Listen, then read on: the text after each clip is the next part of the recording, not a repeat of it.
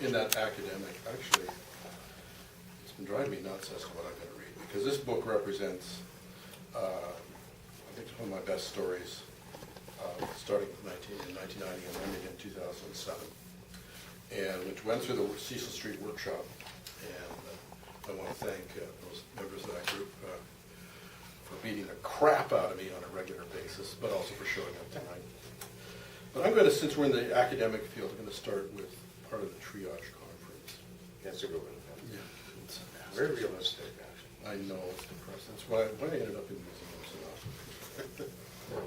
It wasn't you that I studied. The triage conference. Hindemith laughed, spitting out bits of half-chewed sausage. "Oh, that one definitely," he said, pointing his fork at a thin woman at the far end of the restaurant. I turned to better study the subject in question. She was pale, very thin, with heavy glasses. I noticed a slight tremor in her hands as she picked up the menu. "Absolute genetic disaster," chuckled Hindemith. See how frail? No strength, no endurance. She had no breasts, and when she swallowed, I could see a tiny lump of coffee moving down a rail-thin neck. Certainly there's no reproductive potential. Hindemith returned his attention to the overflowing plate of eggs and sausage. I also turned away. Then I saw Hindemith masticating his breakfast and wished that I hadn't.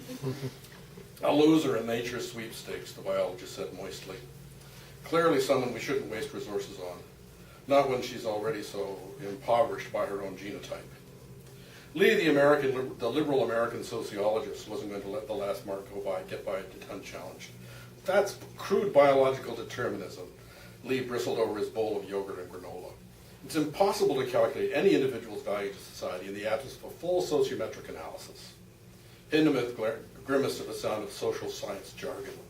This caused him to leak tomato sauce on his beard. "Sociometric analysis?" I asked Lee.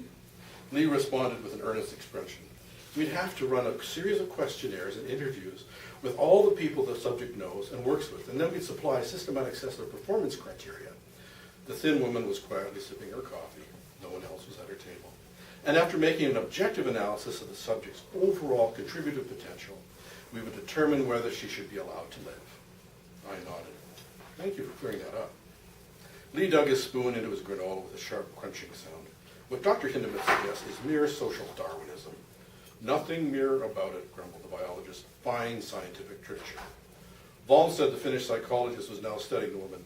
"Even so," he said carefully, "one can deduce much through simple objective observation." The woman's hand trembled slightly as she lifted the coffee to a cup to her lips. "Even from this distance," Vaughan said, "I can tell that she suffers from a definite schizotaxic physiology." I looked questioningly at the psychologist. He made a condescending smile. "Her body chemistry is significantly prone to mental illness, most certainly a psychotic, even in the absence of a dysfunctional social environment." I looked back over my shoulder. What an unfortunate woman was sitting at that table. "There's another one," Hindemith whispered with delight. A waiter walked past. He had small eyes and a dull look on his face. "Another one of our genetically deprived," cried the biologist. Lee leaned towards me. "What's on for this morning?"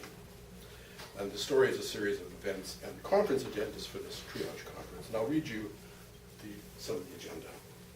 Day 1, 9 a.m. to 10:30 a.m. in the Bickford Elm Room. We have The Social Impact of Monetarism, The Invisible Hand as Evolutionary Factor by Dr. M. Watts and D.C. Berkshire from the Friedman Institute. In the studio room, we can enjoy Reducing Randomicity, a statistical analysis of Eeny, Meeny, Miny, Mo, and other selector games by S.Q. Delaney, Ph.D., DDMS, Department of Statistics, MIT. 10:30 to 11, lobby, coffee, and pastries. 11 to 12:30 a.m. in the Catella Room, Race and IQ Revisited, Restating the Jensen Hypothesis, a model for realistic social policy. Professor William O.F. Smuggs, Department of Anthropology, University of Western Ontario. Room B, Creative Crisis Initiation, Knowing When to Pull the Plug on the Lifeboat.